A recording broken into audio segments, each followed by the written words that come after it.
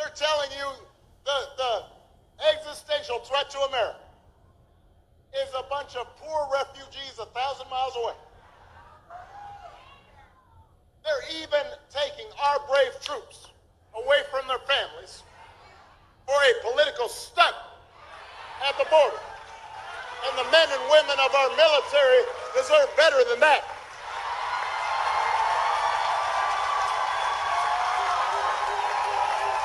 President Obama is sending 1,200 National Guard troops to boost security along the U.S.-Mexican border. CBS News Chief White House correspondent Chip Reid has the details. Good morning, Chip.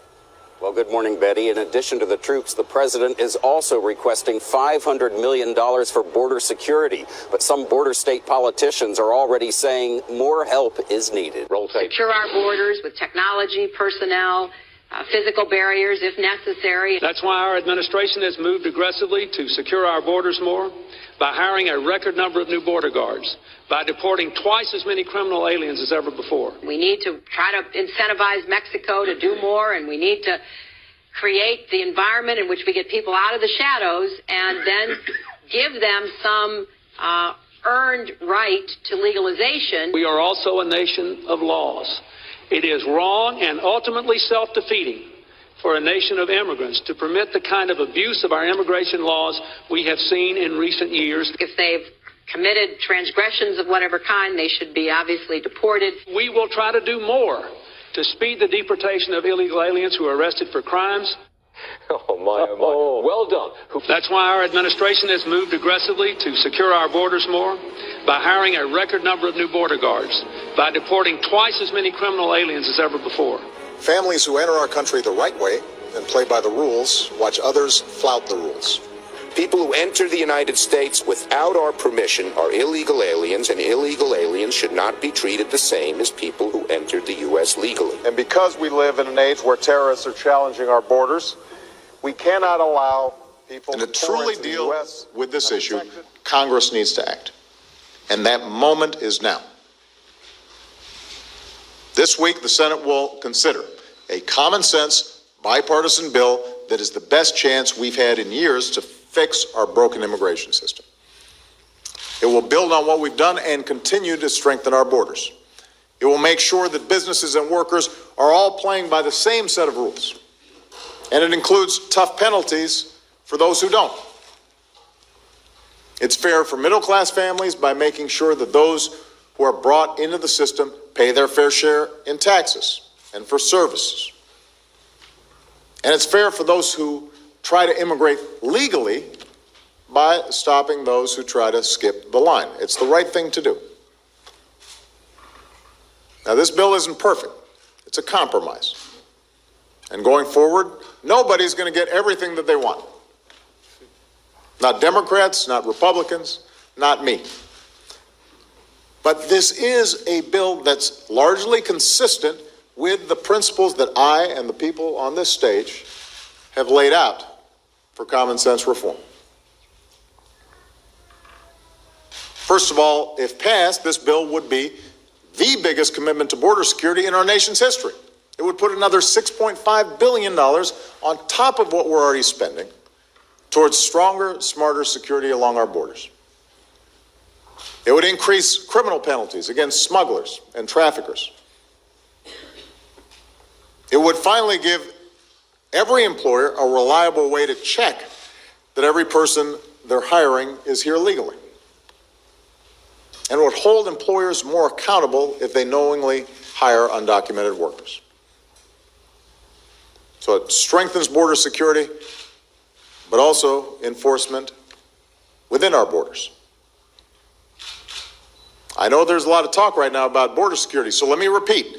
Today, illegal crossings are near their lowest level in decades. And if passed, the Senate bill, as currently written and is hitting the floor, would put in place the toughest border enforcement plan that America has ever seen. So nobody's taking border enforcement on immigration and expressed hope that we keep a benevolent spirit in mind as we understand the contributions immigrants make to our country. Beautiful thought. 2 weeks ago, the Senate passed a bipartisan bill. We hope now that the House will act again in a bipartisan way. In that spirit, I sent a letter to Speaker Boehner today urging bipartisan action to pass comprehensive immigration reform, highlighting the work of the bipartisan task force of 7. We have always moved forward on the principles of our Congressional Hispanic Caucus to secure our borders, protect our workers, unite our families, and provide an earned pathway to citizenship. Each element of this has bipartisan support. Secure our borders. A bill came out of the Homeland Security Committee, McCall, Thompson, Republican and Democrat, with unanimous support on Homeland Security. McCall-Cuellar, Border Communities Economic Security and Sustainability Act. Mr. Cuellar will talk about that. McCall, Republican, Cuellar, Democrat. Cuellar, McCall, Fairnhold, cross-border trade enactment. So it's about border security, but it's also about economic security at the border. And then, so if you want to talk about a path to legal permanent status that leads to citizenship, that's in the Senate bill, bipartisan support. So every element that you can name, just about every element you can name, is something that already has bipartisan support or has been initiated by the Republicans. I think there is a path to comprehensive immigration reform. I'm honored to be here with our border caucus, who have brought forth some of the concerns that they have, or some of the ideas that they suggest would be better ideas than some of what we have seen so far. Let's hear it from them. I'm pleased to yield to a very distinguished chair of the border caucus, because the gentleman as Attorney from Arizona. General, I will tell you, I believe deeply that our core mission and obligation to the public involves fighting crimes both before and after they are committed. And I want to be absolutely clear about what smart on crime means and where it starts. Being smart on crime starts with being tough on violent crime. As a 20-year courtroom prosecutor, I've tried just about every crime you can imagine. I have prosecuted sadistic criminals who have committed the most heinous, unspeakable acts against other people. I have spent hours poring over autopsy photographs, always someone's daughter, someone's son, someone's child. I've prosecuted manipulative predators who commit sexual assaults on children.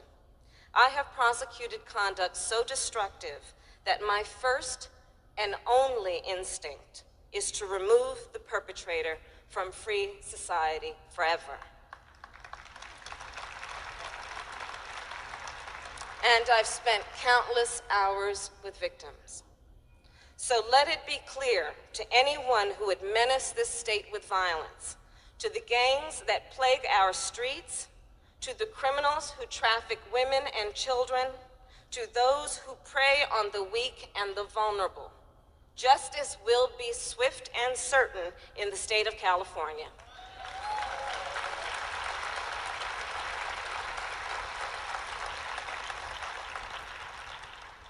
As Attorney General, I'm going to lead a renewed collaborative effort against gangs and organized crime. Put simply, organized criminal gangs represent the #1 safety challenge facing California.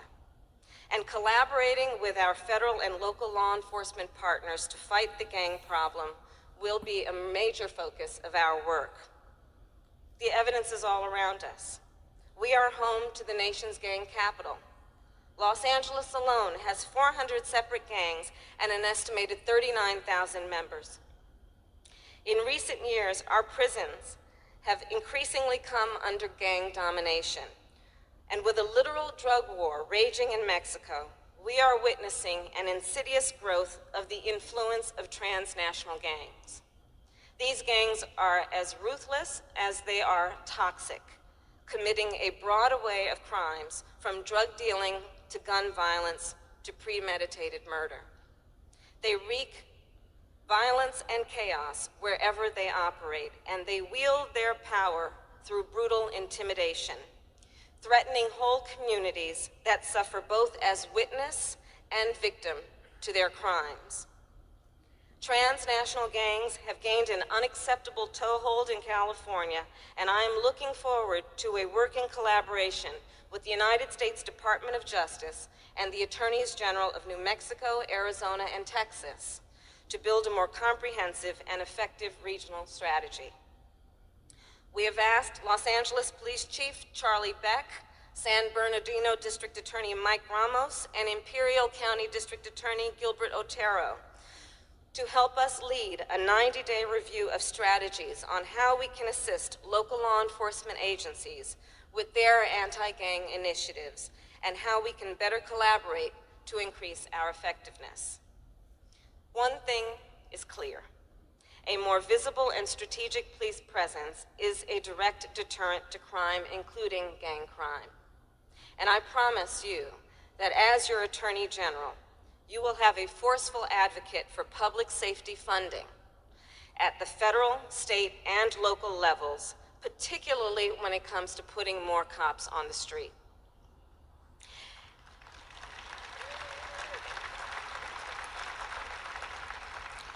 And at every step of the way, we are going forward with an understanding that the job of the Attorney General is to help police and sheriff's departments do their jobs, to collaborate, to support, and above all, to serve the brave men and women in uniform who put their lives on the line every day for all of us who live in these communities. But Californians, we also know, crime is not monolithic. Ask any officer. They say that in dealing with the overwhelming majority of nonviolent offenders, we have to It's one of the wealthiest countries in the hemisphere. And because of a corrupt system that exists in Mexico, there is the 1% of the population at the top, a very small middle class, and the rest is abject poverty. Folks, I voted for a fence. I voted, unlike most Democrats, and some of you won't like it, I voted for 700-mile fence. But let me tell you, we can build a fence 40 stories high unless it changes the dynamic in Mexico. And you will not like this. And punish American employers who knowingly violate the law when in fact they hire illegals. Unless you do those two things, all the rest is window dressing. Now, I know I'm not supposed to say it that bluntly, but they're the facts. They're the facts. And so everything else we do is in between here. Everything else we do is at the margin. The reason why I believe the fence is needed is not related to immigration as much as to drugs. I'm the guy that wrote the National Crime Bill. I'm the guy that wrote the National Drug Strategy. I'm the guy that wrote the law that set up a drug czar. And let me tell you something, folks. People are driving across that border with tons, hear me, tons of everything from byproducts from methamphetamine to cocaine to heroin. It's all coming up through corrupt Mexico. So I would have, as they say in the southern part of my state, I'd have an altar call with those boys. I'd have a little common Lord meeting. You think I'm joking? I'm not joking. Any of you know about me. I've been doing this a long time. I've known every single major world leader in every country for the past 20 years. And I know a lot of them well because they came up like you guys in business. I've been a senator. There's only 4 senators served longer than me in the history of the United States Senate. There's 44 senators.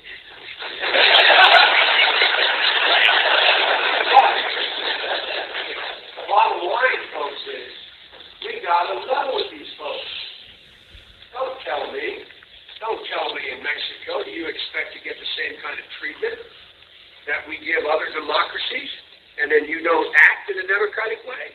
I've been very fortunate to work at many locations along the southwest border where I have seen tactical infrastructure being built. In each one of those locations that I've worked at, apprehensions and illegal activity has declined. Construction started this September 26th. The contractors came in from throughout the country into San Diego. Each contractor was awarded between $300,000 to $500,000 for each prototype. A total of 6 contractors, 8 prototypes, so there'll be 4 concrete prototypes and then 4 of other materials. And they have 30 days to complete. The last working day will be October 26th. And then we will go into a testing and evaluation phase. It's an industry standard to build a prototype to test and be able to evaluate a potential wall before we actually put it into play. Many of the key factors that we're looking for is the anti-scalability of the prototypes, the anti-digging, anti-breaching. All 8 have to be between 18 and 30 feet tall. And along the southwest border, we do not have a physical barrier at 30 feet. My first impression, just seeing right away, just the size of them, the height, it's not going to be easy getting over it. As a Border Patrol agent of over 30 years, it is something that I have not seen personally, and it is very impressive.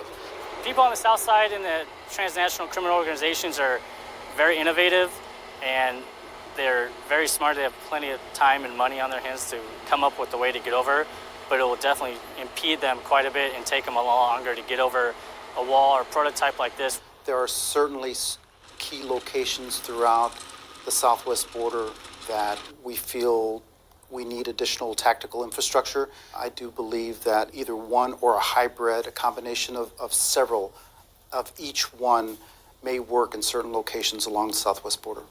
So I'm excited that we partnered with industry to come up with new ideas and using their creativity. I'm certainly looking forward towards the future. You can see a pretty good view. This is going to be close to 500 miles by the time we finish. Those are the areas that are most important. After we're completed that should be done pretty close to next year. It'll be over 400 miles, and we think we can get it close to 500 miles by the end of next year, depending on certain terrain conditions. But we're doing all of the most important areas. We have a lot of natural barriers like mountains and streams and rivers, and some pretty vicious and violent rivers, actually. But it's an amazing project. And I think what I'd like you to do is if you could explain the interior of these pipes. The wall is 30 feet high. We also have 18-foot wall. We have a combination of 30 feet and 18, depending on the area, depending on the importance. Tijuana is right over here. There are thousands of people over there that had been trying to get in. Tremendous cooperation from Mexico, and the president of Mexico has been fantastic. All of Mexico has been fantastic. As you know, right now they have 27,000 soldiers. So in addition to the wall, we have soldiers. Now the wall still obviously has a ways to go, but we're building it at a breakneck speed. I wanted them to show you the interior of parts of the wall and what's inside of each individual slat. And you'll see it's a combination of steel, concrete, and as one of the folks just said, it really is virtually impenetrable.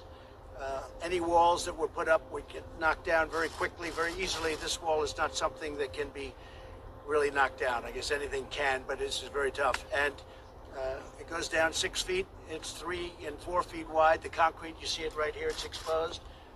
And I might ask General Semonite to say a few words about it.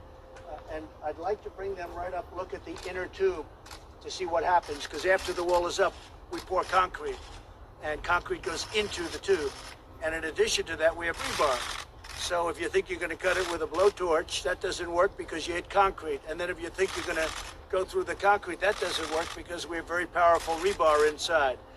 So it's a very powerful wall, the likes of which probably to this extent has not been built before. This is an area, because it's so highly trafficked, this was one of the most dangerous areas. We have a double wall. We have a wall on both sides. One is 18 feet.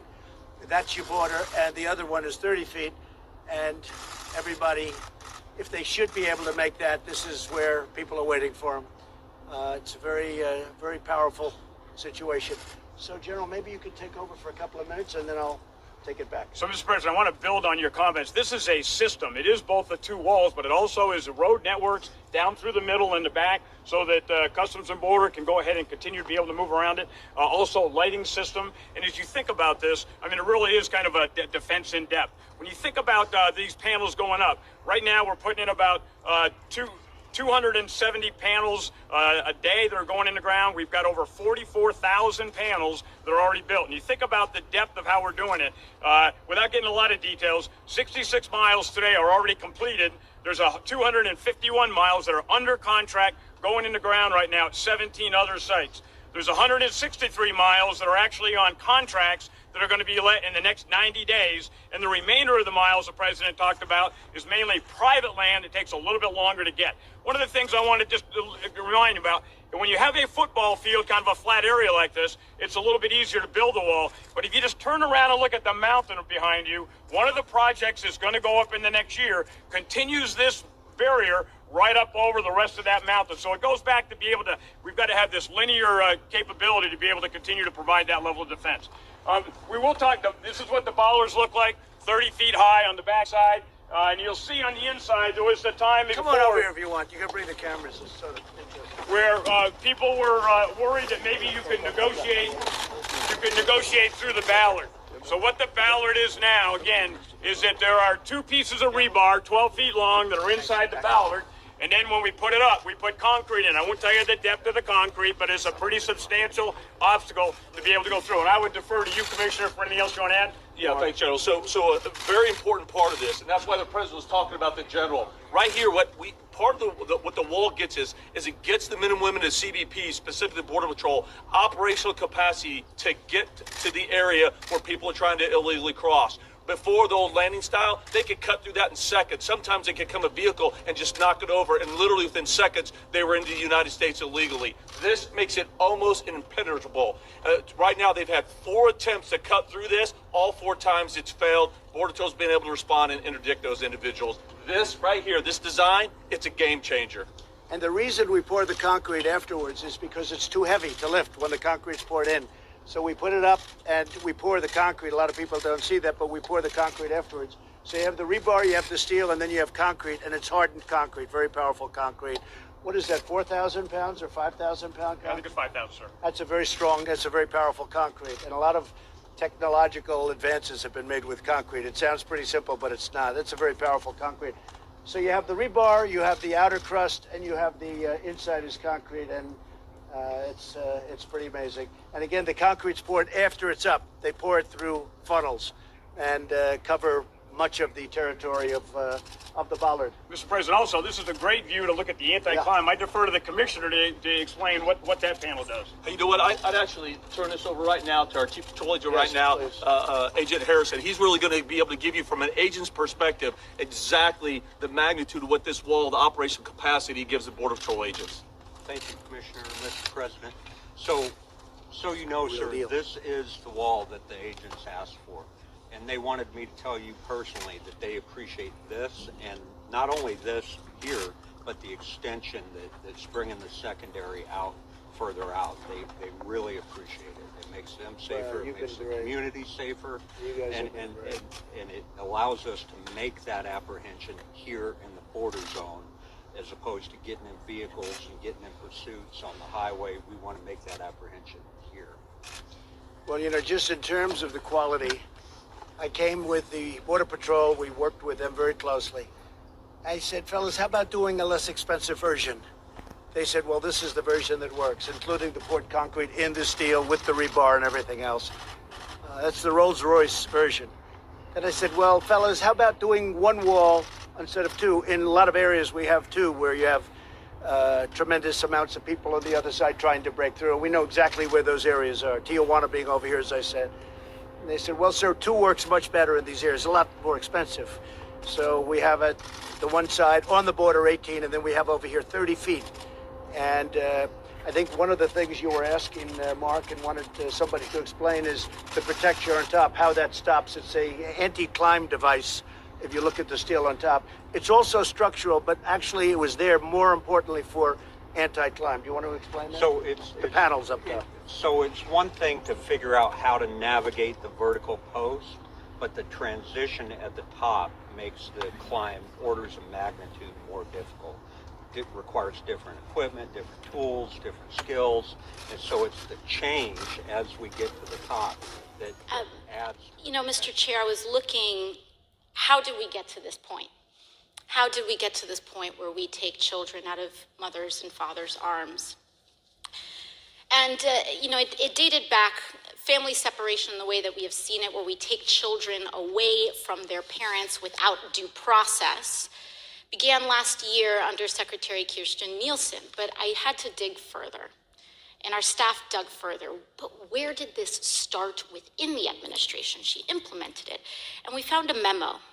It dates back to April 23rd of 2018, where there was an official recommendation to, quote, pursue prosecution of all amenable adults who cross our border, quote, illegally, even though this applied to legal asylum seekers in practice, including those presenting with a family unit between ports of entry in coordination with DOJ. Here is the memo that I would like to submit to the congressional record. And so I looked at this memo, and it seems like this is the source of it. And it seems as though, Mr. Homan, that you are the author. It says here from yourself, Kevin Mikulinin, and Francis Cisna. Is this correct? Did you sign the memo? I'd have to see what you... I'd be happy to provide it. And we'll provide it over, but I would like to note that here it says the official recommendation. There were 3 different options presented. The third included the option for family separation. This initiative would pursue prosecution of all amenable adults, including those presenting with a family unit. Mr. Homan, your name is on this. Is this correct? Yes, I signed that memo. So you are the author of the family separation policy? I am not the author of this memo. You're not the author, but you signed the memo. Yes, a zero tolerance memo. So you provided the official recommendation to Secretary Nielsen on for the United States to pursue family separation. I gave Secretary Nielsen numerous recommendations on how to secure the border and save lives. But it says here that you gave her numerous options, but the recommendation was option 3, family separation. What I'm saying, this is not the only paper where we've given the Secretary numerous options to secure the border and save lives. And so the recommendation, of the many that you recommended family separation. I recommended zero tolerance. Which includes family separation. The same as is with every U.S. citizen parent gets arrested when they're with a child. Zero tolerance was interpreted as the policy that separated children from their If I get arrested for DUI and I have a young child in the car, I'm going to be separated. When I was a police officer in New York and I arrested a father for domestic violence, I separated that father Mr. from his Homan, family. with all due respect, legal asylees are not charged with any crime. When you're into the country illegally, it's violation 8 United States Code 1325. Seeking asylum is legal. If you want to seek asylum, you go through the port of entry, do it the legal way. The Attorney General of the United States has made that clear.